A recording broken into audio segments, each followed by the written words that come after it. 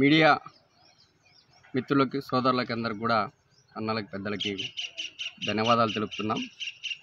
ఈరోజు మేము ఆంధ్రప్రదేశ్ శ్రీ సత్యసాయి జిల్లా కదిరి పట్టణం నందు ఉన్నటువంటి మా యొక్క పంట క్షేత్రంలో కూర్చున్నాము. మరి ఇక్కడ దాదాపు ఒక 6 నెలల నుండి మన కదిరి ప్రాంతంలో ఆధ్యాత్మిక ప్రదేశం, దైవాత్మిక ప్రదేశం, చాలా పవిత్ర కలిగినటువంటి శ్రీమద్ కాద్రి లక్ష్మీనరసింహస్వామి భక్త ప్రహ్లాద సమేత లక్ష్మీనరసింహస్వామి దేవస్థానానికి సంబంధించినటువంటి కళ్యాణకట్టలో జరిగినటువంటి ఏదైతే అవుట్సోర్సింగ్ నియామకాలు 6 గురించి గత 3 నెలల నుండి దీని మీద చర్చ జరుగుతున్నటువంటి మరి ఆ నియామకాలు ఏ విధంగా నియమించారు, మరి ఆ నియామకాలకు సంబంధించినటువంటిది ఆరోపణలు ఎదుర్కొంటున్నటువంటి గౌరవ మన కదిరి ప్రాంతానికి వచ్చినటువంటి ఆఫీసర్ అయినటువంటి శ్రీనివాస్ రెడ్డి గారికి, మరి మాకి ప్రజా పరిరక్షణ సేవా సమితి ద్వారా మా క్షురక సంఘాల ద్వారా మేము కూడా ఆయనకి గతంలో కలిచాము. మాకు కూడా ఆ యొక్క దేవస్థానం నందు మా తాతలు తండ్రులు కూడా కొన్ని సంవత్సరాల నుండి ఈ కదిరి ప్రాంతంలో స్థిర నివాసం ఉన్నటువంటి కొన్ని వందల సంవత్సరాల నుండి ఉన్నటువంటి మాకు కూడా స్వామివారి సేవలో క్షౌర వృత్తిలో మాకు కూడా అవకాశం కల్పించాలనేటువంటి దాంట్లో మరి ఈ యొక్క ఏదైతే ఈ క్షురక పోస్టులు ఏవైతే ఉన్నాయో ఈ పోస్టుల గురించి కొద్దిగా ఆరోపణలు వాస్తవీకరణలో జరిగినటువంటిది మేము తెలియజేస్తున్నాం. మరి నిన్న మన గౌరవ దేవస్థానం ఈఓ గారు శ్రీనివాస్ రెడ్డి గారు పత్రికా మూలకంగా ప్రకటన ఇచ్చారండి. మరి అసత్య ప్రచారాలు సోషల్ మాధ్యమాలు, ఫేస్బుక్, వాట్సాప్లలో అసత్య ప్రచారాలు చేస్తున్నారు. శ్రీమద్ కాద్రి లక్ష్మీనరసింహస్వామి దేవస్థానానికి సంబంధించినటువంటిది మరి పవిత్ర దెబ్బతీస్తున్నారు అంటున్నారు. అయ్యా, మీరు మా కదిరి ప్రాంతానికి వచ్చినటువంటి ఆఫీసర్ గారు, మీరు మా ఇంటికి వచ్చినటువంటి మా ఇంట్లో ఉన్నటువంటి మా అన్నదమ్ముడు మీ మీద మేము ఎటువంటి అసత్య ఆరోపణలు చేయదలుచుకోలేయాలంటే మీకు మాకు వ్యక్తిగతంగా ఎటువంటిది లేదు. మీరు ఒక ఆఫీసర్. కదిరి ప్రాంతంలో కదిరి ప్రజలకు ఒక చిన్న మీకు చెప్పాలి కదిరి ప్రాంతం గురించి. ఏ ఒక్క ఆఫీసర్ వచ్చినా కూడా కదిరి ప్రాంతాన్ని వదిలిపోము అని చెప్తారు. అంత ఈడ అన్యోన్యత కలిగినటువంటి కదిరి ప్రజానికం మేము, కదిరి స్థిర నివాసులం మేము. మీరు వస్తే మీకు స్వాగతిస్తాం. మీరు పల్లకీలో కూర్చుంటే పల్లకీ మోయడానికి కూడా మేము సిద్ధంగా ఉంటాం. మీకు అంత ఘోరంగా మేము కొలుస్తాం. అటువంటి మేము ఆరోపణలు మీ మీద చేయాలి, స్వామివారి మీద ఆరోపణలు చేయాలి. ఏదైతే సిస్టంలో జరిగినటువంటి తప్పిదాన్ని ఎత్తు చూపుతున్నాం, అవినీతి జరిగిందనేటువంటి ఆరోపణలు నిజమా కాదా అని ప్రశ్నిస్తున్నాం. ప్రశ్నిస్తానే స్వామివారికి అగౌరవపరిచినట్లంటే అది మీ విజ్ఞతకు వదిలేస్తున్నాం. స్వామివారికి ఎప్పుడు కూడా మా యొక్క కీర్తి ప్రతిష్టలు ఈరోజు మేము ప్రపంచవ్యాప్తంగా మా యొక్క వాయిద్య కళాకారులు కావచ్చు, మేము కావచ్చు గౌరవంగా చెప్పుకుంటున్నామంటే దానికి ఆద్యుడు పూజ్యుడు శ్రీమద్ కాద్రి లక్ష్మీనరసింహుడు. ఆ స్వామి మీద సాక్షాత్తు స్వామివారి మీద మేము ప్రమాణం చేసి ప్రమాణానికి మేము సిద్ధం. ఈ యొక్క అవినీతి ఆరోపణలు ఏ విధంగా జరిగాయో దాంట్లోకి చర్చకు కూడా మేము సిద్ధం. కదిరిలో ఉన్నటువంటి ఆల్ పార్టీ ప్రజాప్రతినిధులకు కూడా విజ్ఞప్తి చేస్తున్నాం. అది వైసీపీ కావచ్చు, టీడీపీ కావచ్చు, జనసేన కావచ్చు, బీజేపీ కావచ్చు, అలాగే సిపిఐ కావచ్చు, సిపిఎం కావచ్చు, బీఎస్పీ కావచ్చు, ప్రజా సంఘాలు కావచ్చు, ఎస్సీ కావచ్చు, ఎస్టీ కావచ్చు, బీసీ కావచ్చు, మైనార్టీ కావచ్చు, ఓసీ నా యొక్క అన్నదమ్ములు కావచ్చు, ఓసీ ప్రజలు కావచ్చు, అందరూ ఇక్కడ అన్నదమ్ముల వలె అక్క చెల్లెల వలె చాలా కలయికగా ఉన్నటువంటి ప్రాంతం ఇది. భిన్నత్వంలో ఏకత్వం కలిగినటువంటి మన భారతదేశంలో ఏదైనా మంచి ప్రాంతము, చాలా శాంతియుత ప్రాంతం ఉందంటే మన కదిరి ప్రాంతం. శ్రీమద్ కాద్రి లక్ష్మీనరసింహస్వామి ఆశీర్వాదం. మరి ఇలాంటి తరుణంలో మీరు మా మీద చేసినటువంటి సంఘటనలు మరి ఇప్పుడు అవినీతి జరగలేదని మీరు అంటున్నారు. ఓకే, మేము దాన్ని స్వాగతిస్తాం. కానీ ఇదేంటండి, మీ స్వస్థాలతో మాకు సమాచార హక్కు చట్టం అడిగితే ఆ రోజు మీరు రాసి పంపించినది కాదా అని మేము ప్రశ్నిస్తున్నాం. అలాగే అండి, మరి ఈ యొక్క ఏదైతే ఆ పోస్టులు నియామకాలు జరిగాయో 6, ఈ 6కు సంబంధించినటువంటిది ఈ సర్క్యులర్ నిజం కాదా, ఈ జీవో వచ్చినటువంటిది నిజం కాదా, ఈ 6 పోస్టుల నియామకాలలో ఏదైతే జరిగినటువంటి ఆరోపణలు నిజం కాదా, మా దగ్గర విత్ ఫోన్ వాయిస్ రికార్డ్స్ సహా ఉన్నాయండి. ఎవరైతే సంబంధికులు దేవస్థానానికి సంబంధించినటువంటి మిరాసీదారులు ఉన్నారు కొంతమంది, ఒక ఇద్దరు మాతో మాట్లాడినటువంటి రికార్డులు కూడా గౌరవ కమిషనర్ గారికి, అలాగే మనకి చీఫ్ సెక్రటరేట్లో ఉన్నటువంటి ఎండోమెంట్ కరికల్ పలవన్ గారికి, మరి ఆర్జేసీ గారికి కూడా పెన్ డ్రైవ్తో సహా మేము ఇచ్చాము. ఎలా అంటే వాళ్ళు చెప్పినట్టు సాక్ష్యాలతో సహా ఇచ్చాము. ఆ రమణ మామగారు ఉన్నారు, ఇక్కడ పక్కన కూర్చున్నారు. ఈయనకు ఆ రోజు కొద్దిగా ఆరోగ్యం బాగాలేకపోతే అది వాయిదా ఏమంటే 29 అంటే 2023 డిసెంబర్ 29వ తేదీ అనుకుంటా ఆ డేట్ అనుకుంటే మీరు ఎటువంటి సమాచారం మాకు ఇవ్వకుండా రమణ గారి పేరు, మా పేరు, అందరి పేరు వచ్చినా కూడా మీరు ఆ ఒక్క విచారణ జరిపించే ఆర్జేసీ గారు. మరి అది ఏ విధంగా చేశారో మాకు అర్థం కాదు. ఆర్జేసీ గారిని అడిగితే ఆయన చెప్తూనే ఉన్నారు, మీరు మళ్ళీ మేము అసత్య ఆరోపణలు అంటున్నారు. ఏ విధంగా అసత్య ఆరోపణలు? ఈ విచారణ నిజం కాదా? ఈ విచారణలో వాస్తవికరణలో జరిగినటువంటిది నిజం తెలిసే ఈరోజు ఆ పోస్టులు అనేటువంటి రద్దు చేశారు. మరి మీరు చెప్తున్నారు లోకల్గా ఉన్నటువంటి యువతకి అవకాశం కల్పిస్తాము అని చెప్తున్నారు. ఓకే, స్వాగతిస్తాం. లోకల్గా ఉన్నటువంటి యువతకి ఎక్కడ అవకాశం కల్పిస్తున్నారండి? ఆడ ₹1 30 పైసలు ఆడ షేరింగ్ జరుగుతుందండి. మరి ఇవంతా అసత్యం కాదు కదండి, నిజమే కదండి. కనుక గౌరవ శ్రీనివాసరెడ్డి గారు, మీ మీద మాకు ఎటువంటి వ్యక్తిగత ఉద్దేశం లేదు. మీరు మాకు శత్రువు కాదు. మా యొక్క ఊరికి వచ్చినటువంటి సుపీరియర్ ఆఫీసర్గా మిమ్మల్ని గౌరవిస్తాము. అవినీతి ఆరోపణల ద్వారా మీరు ఎదుర్కొంటున్నారు. అది నిజమా అబద్ధమా? ఒకవేళ అబద్ధమే అయితే శాఖాపరమైనటువంటి మీకు చర్యలు తీసుకోవాల్సినటువంటి అవసరం ప్రభుత్వం మీద ఉంది. గౌరవ ముఖ్యమంత్రి జగన్మోహన్ రెడ్డి గారు ఏదైతే 110 జీవో ఇచ్చారో 13/3/2023 తేదీన, మరి దానికి మునుపు 13వ తేదీ 2వ నెల 2023 సంవత్సరము ఈ జీవో ఎట్లా బయటకు వచ్చిందండి? మరి మాకు అర్థం కానటువంటి హాస్యాస్పదంగా ఉన్నటువంటి విషయం. మరి 110 జీవో వచ్చిన తర్వాత మరి డిసెంబర్ 1వ తేదీ నుండి ₹40 ఫీజు రేట్ చేశారు, ₹40 టికెట్ పెంచారు. మరి 3వ నెలలో 13వ తేదీ 2023 జరిగితే మరి 12వ నెల 1వ తేదీ ఎట్లా 2023 ఎట్లా ఇచ్చారండి?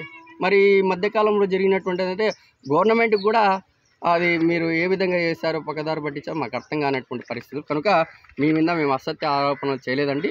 వాస్తవికరణలో మాట్లాడుతున్నాము, ప్రజాస్వామిక పద్ధతిలో మాట్లాడుతున్నాము, రాజ్యాంగపరంగా మాట్లాడుతున్నాము, హక్కుగా మాట్లాడుతున్నాము. ప్రతి ఒక్క పౌరుడు కూడా తనకి హక్కు ఉంటుంది ఈ రాజ్యాంగంలో.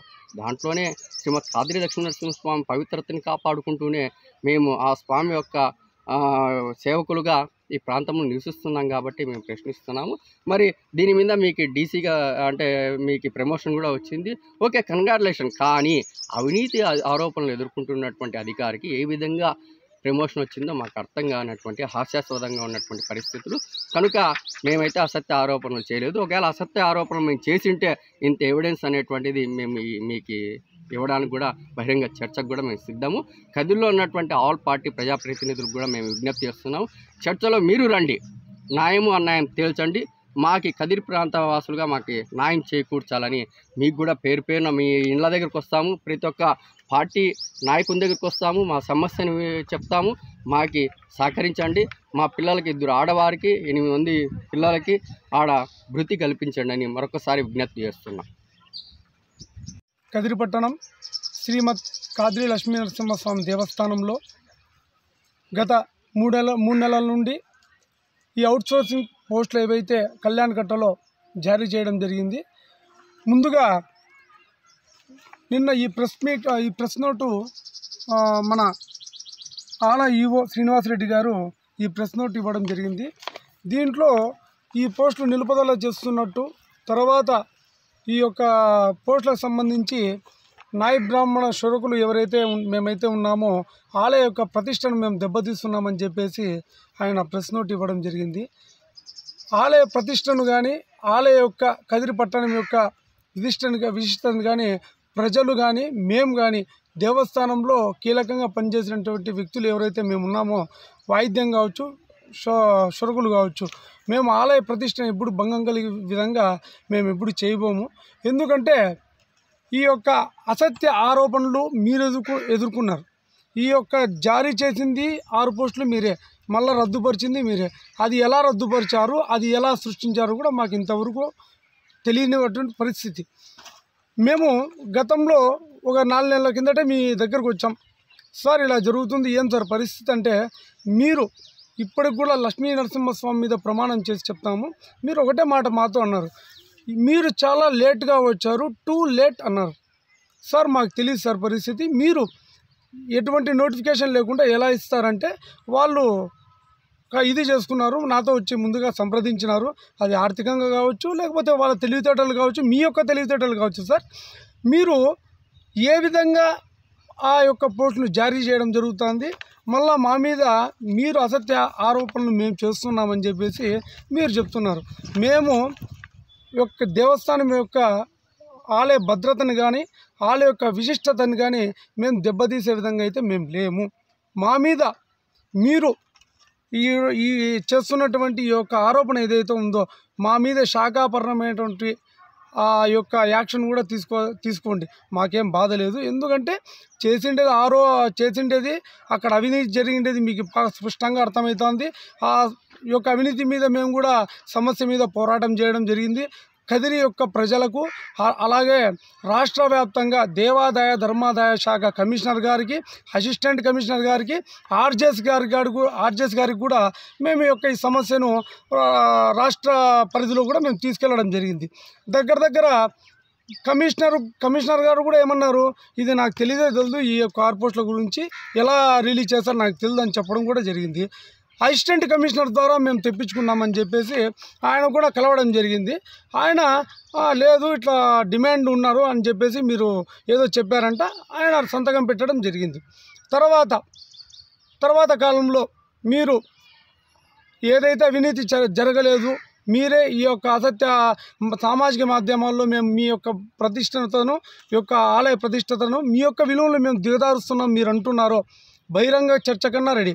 తర్వాత సమగ్ర విచారణ అయినా జరిపించండి. మా మీద ఏమన్నా మేమేమన్నా మీ మీద తప్పు చేసింటే మాకు సమగ్రంగా మా మీద విచారణ జరిపి మా మీద శాఖాపరమైనటువంటి చర్యలు కూడా తీసుకోండి, మాకేం బాధ లేదు. అదేవిధంగా మీరు దగ్గర ఒక్కొక్క పోస్టుకి ఎన్ని లక్షలు తీసుకునేది కూడా అందరికీ తెలుసు. మీరు అసలు ఈ యొక్క ఉద్యోగాల విషయంలో మీరు డబ్బులు తీసుకోలేదు అంటే ఈ యొక్క పోస్టులు ఎందుకు మీరు నిలుపుదల చేస్తారు? ఏ జీవో ప్రకారం మీరు ఉద్యోగాలు ఇచ్చినారు, ఏ జీవో ప్రకారం నిలుపుదల చేసినారు? అవుట్ సోర్సింగ్ ఎక్కడి నుంచి వచ్చింది? మళ్ళీ ఈరోజు ఏమన్నారు పేపర్ ప్రెస్ మీట్లో, పండగ వాతావరణాల్లో అక్కడ అవసరాన్ని బట్టి ఉపయోగించుకున్నట్లు అని చెప్పారు. ఏ విధంగా పండగ వాతావరణం కావచ్చు, తర్వాత లక్ష్మీ నరసింహోత్సవం బ్రహ్మోత్సవాల టైంలో కావచ్చు వేల సంఖ్యలో జనాలు వస్తారు. ఆ జనాలకి మీరు ఏ విధంగా ఆ భక్తులకు ఏ విధంగా షురకుల కొరత ఖచ్చితంగా ఉంది. ఆ కొరత మేము ఆల్రెడీ గత కొన్ని సంవత్సరాల నుంచి దీని మీద పోరాటం చేస్తూనే వచ్చినాం. ఇప్పుడు డీసీ టెంపుల్ కూడా అవుతుంది. డీసీ టెంపుల్ అయితే మీరు ఇట్లే లోపల గోల్మాల్ చేస్తారా? ఈ గోల్మాల్ విషయం బయట పెట్టినందుక మా మీద మీకు కక్షలు సాధింపులు? మాకు మీ మీద ఎటువంటి వ్యక్తిగత కారణాలు, వ్యక్తిగత దూషణలు కానీ మీ మీద చేసింటే మాకి చర్యలు తీసుకోండి. మీరు ఒక అధికారాన్ని అడ్డం పెట్టుకొని మీరు చేశారండి ఒక అవినీతి ఉద్యోగాల విషయంలో. అంతేగాని మా నాయబ్రాహ్మణుల మీద ప్రొద్దున్నే లేచినప్పటి నుంచి రాత్రి పౌలింపు సేవ వరకు వాయిద్యం, తర్వాత భక్తులకు ఎటువంటి కొరత లేకోకుండా, ఎటువంటి ఇబ్బందులు లేకోకుండా తలనీలా చేసి శుభ్రంగా పంపించేది మేమండి. మేము ఆలయ ప్రతిష్టతను కానీ ఆలయ యొక్క విశిష్టతను కానీ మేము దెబ్బతీసే విధంగా తీయము కూడా. కాబట్టి ఈ యొక్క అసత్య ఆరోపణలు మా మీద చేసినందుకు మీరు ఏ దానికన్నా మీరు ఎక్కడ చెప్పినా అక్కడికి బహిరంగ చర్చకు వస్తాం. మీరు ఏం చెప్పినా మేము కూడా వినేదానికి సిద్ధం. లేకపోతే సమగ్ర విచారణ జరిపించండి. మీది తప్పైతే మీ మీద శాఖాపరమైన చర్యలు తీసుకోండి. మాది తప్పైతే మేము లోపలికి వెళ్ళడానికన్నా సిద్ధం. కానీ గతంలో ఇదే సమస్య రిపీట్ అయితే ఈ యొక్క సమస్య మీద మేము పోరాటం చేస్తూనే ఉంటాం. ఎందుకంటే నిరుద్యోగ యువకులు చాలామంది ఉన్నారని చెప్పేసి నిరుద్యోగ యువకులకు మాత్రమే అవకాశం కల్పించాలని మేము మీకు స్టార్టింగ్లోనే చెప్పడం జరిగింది. అంతేగాని అక్కడ పనిచేస్తున్నట్టు వాళ్ళ కుమారులకు కల్పించమని మేము చెప్పలేదు. వాళ్ళంటే డబ్బులు ఇచ్చింటారు, ఆర్థికంగా వాళ్ళ డబ్బులు బాగున్నాయి కాబట్టి వాళ్ళు ఇస్తారు. మా దగ్గర శక్తి లేదు, డబ్బులు లేదు. మా దగ్గర ఒక చదువు ఉంది, ఆ చదువు ఉంది, కులవృత్తి ఉంది. ఆ కులవృత్తిని మేము ఒక సపోర్ట్గా తీసుకొని మాకు కళ్యాణ కట్టలో ఉద్యోగాలు ఇప్పిమని చెప్తున్నాం. కానీ మీకు బెదిరించో భయపెట్టో మీరేమన్నా పిల్లాడు కాదు, లేకపోతే రోడ్డు మీద పోయే ఒక మామూలు వ్యక్తి కాదు. మీరు అధికారికంగానే మీరు ఒక మాట చెప్పాలి. కానీ ఆ అధికారాన్ని అడ్డం పెట్టుకొని పవర్ ఉంది కదా అని చెప్పేసి వేరే విధంగా మాట్లాడితే అది మేము కూడా స్టేషన్లో వెళ్ళి మేము మీద కంప్లైంట్ కూడా ఇవ్వాల్సి వస్తున్న పరిస్థితి ఏర్పడుతుంది. అదేవిధంగా కదిరి పట్టణంలో ఉన్నటువంటి ఏవైతే రాజకీయ పార్టీలకు అతీతంగా రాజకీయ నాయకులకు కూడా మేము విజ్ఞప్తి చేసుకుంటున్నాం, వాళ్ళకి అభ్యర్థిస్తున్నాం. ఏమంటే ఈ యొక్క నరసింహస్వామి జరుగుతున్నటువంటి ఈ యొక్క అవినీతి దాంట్లో, ఈ ఉద్యోగాల దాంట్లో ఎవరైతే దానికి మాకు ఇబ్బంది పెడుతున్నారో, తర్వాత ఈ ఈవో గారు ఏ విధంగా అవినీతి చేస్తారో అందరికీ తెలిసిందే. కాబట్టి మాకు కూడా మాలాంటి నిరుద్యోగ యువకులకు కూడా మీరు సపోర్ట్ ఉండి ఆ యొక్క దేవస్థానంలో మాకు అవకాశం కల్పించాలని చెప్పేసి కోరుకోవడం జరుగుతుంది.